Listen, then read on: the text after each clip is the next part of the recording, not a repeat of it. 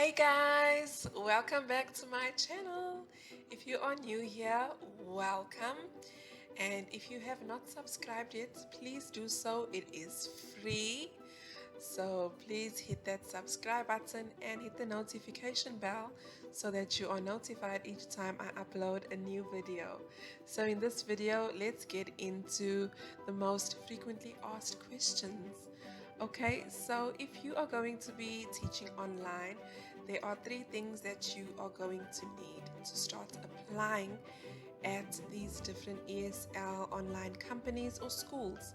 So firstly, you are going to need a TEFL or TESOL certificate. Now, for online teaching, you are going to need 120 hours TEFL or TESOL certificate. So you can find these courses on Daddy's Deals, okay? You will find really good deals and good specials that they often run on Daddy's Deals with different companies. They go for under 300 Rand sometimes to up to 500 Rand. Please do not spend thousands of rands on these courses, especially if you just want to teach online and not go overseas and teach. Okay, for online teaching, all you need is a 120-hour certificate. Now, I must stress that it doesn't matter who you do your course through, because when you are applying for these jobs, these different companies don't care. They don't ask who you done your TEFL or TESOL course through. They just want to see that you have it. And no particular institute is more accredited than the other. Okay, so the answer is just do the cheapest one that you can find. Okay, I also get a lot of questions regarding teaching overseas, and I cannot answer those questions. I haven't taught abroad. I have not taught in China or South Korea or any of those countries, so I cannot answer those questions. I am mainly, or my channel's main focus is online teaching. Okay, so for online teaching, you need a 120-hour certificate, and I am not sure if it's the same for teaching overseas. I don't have experience with that. Okay, so along with your 120-hour certificates, you will need a CV. Okay, I will leave a link up here. You can click on there and watch my video on how to create the perfect CV for online teaching. It should be just one page. So watch that video and you will see what you should include on your CV. And then thirdly, you will need an introduction video. I will leave a link up here again, right there, on how to create the perfect introduction video, what you should include and exclude on your intro video. And it also has an example of one of my introduction videos. Okay, so those are the three things that you will need to start applying a TEFL or TESOL 120-hour certificate. Nothing more is necessary. 120 hours, all you need for online teaching. Okay, so your TEFL or TESOL certificate, you need a CV and an introduction video. Now, if you make an introduction video, you're obviously going to have your classroom set up. Okay, so I will leave a link up here on a video that you can watch on how to set up your classroom. It's an example of my classroom, and I also share where I bought some of my props and charts on the video, so you can check that out as well. And then let's get into the questions, the commonly asked questions, what my inbox is flooded with, and my mailbox. Okay, so a common question is, what laptop should I get if I decide to start teaching online? The answer is not a i3 laptop. Okay, so an i3 only works on some teaching platforms, so you don't want to restrict yourself. Just be safe and get an i5 laptop. Okay, so get a Core i5 laptop or a Core i7 laptop if you have the funds. okay? But a Core i5 processor is safe, it's a safe option, and I will also leave a link up here on a video that you can watch that will give you the different specs of the laptop that you should get. Now, it doesn't mean that because it's a Core i5 or Core i7 processor that it will work. Sometimes the specs are incorrect. So you may find a cheap i5 or i7 laptop. It's probably because the specs are not what is required for online teaching. Okay, so be sure to watch that video and make sure that you buy a laptop with the correct specs. Another common question is, what headset should I use for online teaching? So I use the Logitech brand. I found it at Macro for 600 Rand.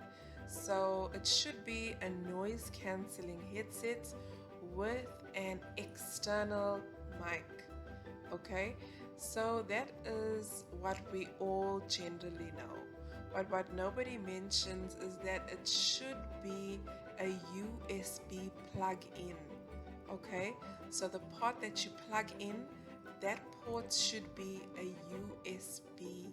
Okay, so make sure, especially when you are shopping for it online, that the plug-in is not that round. I think it's called an auxiliary pin. Make sure that it's not that type. You will also find that that one is cheaper. Make sure that it has the USB plug-in. So you can definitely find something for around 600 to 800 Rand. Something reliable. Okay? And then the next question that I get asked quite often is, what internet should I use if I decide to start teaching online? Which service provider, which internet provider? And the answer to that is, only you know. Okay, I can't answer that for you. So what you need to do is get the different networks. Now, if you don't want to go through the schlep of buying all of these SIM cards, if you're using Wi-Fi, if you don't want to go through the schlep of buying these SIM cards, you can just borrow from your family, your friends, or your neighbor. And you need to put these SIM cards in the device that you are going to be using for online teaching. Make sure that you test using the devices that you're going to use for teaching. And then go to Google and type in speedtest.net.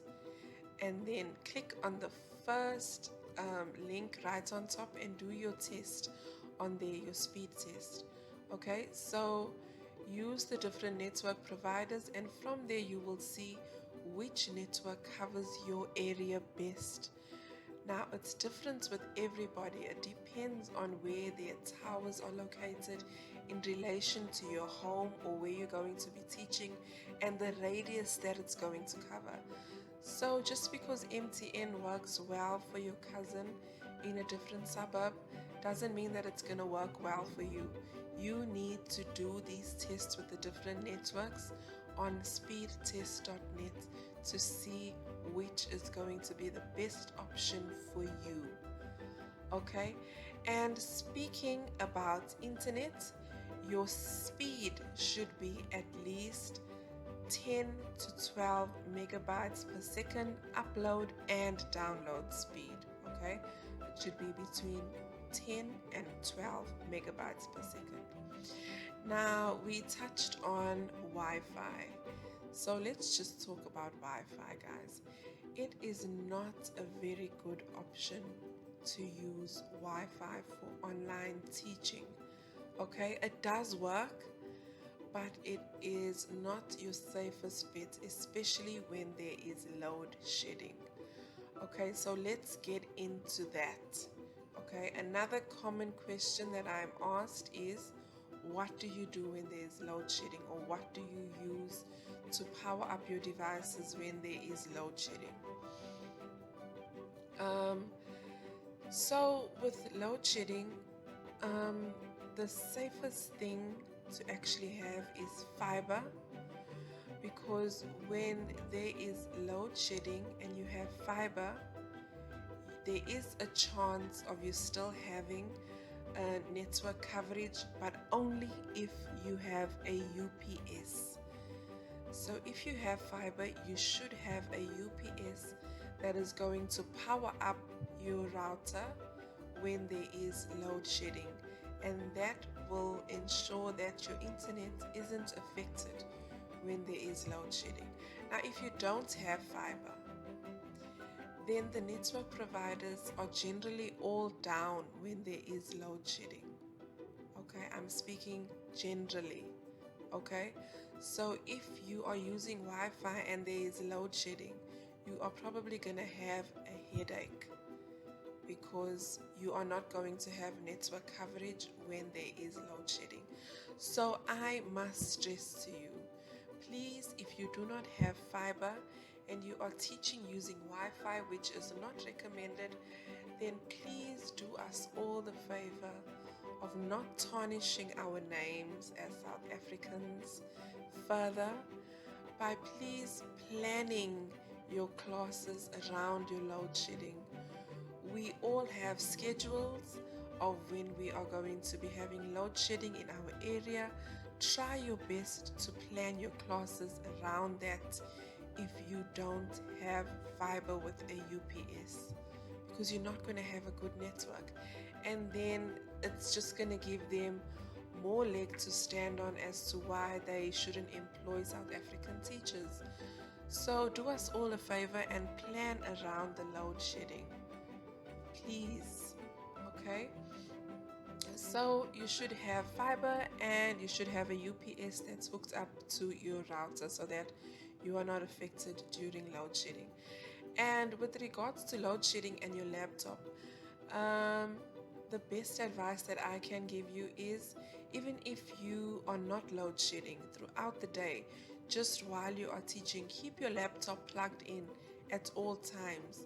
So if there is load shedding, it's not really going to affect you because you are going to have battery life because your laptop has been plugged in. But I also do have a laptop power bank that I found at GWiz. I will leave that in the description box below. I have tested it, it does work. It's a power bank, a universal power bank that works on laptops. Okay, I will leave it down in the description box. And then another question that I get asked is, which companies hire South African teachers? You will find these videos on my channel. I have 2 videos that list companies that hire South Africans that don't have a degree, and I have 1 video listing companies that hire South Africans that do have a degree. Okay guys, so these are most of the questions that I am asked, and if I get these questions on email, then I more than likely will not answer them because you can find the answers on this video. Okay, thank you so much for watching, and please subscribe if you haven't yet done so already. Thank you guys. I will see you again soon with another video that will help you on your ESL online journey. Take care. Bye.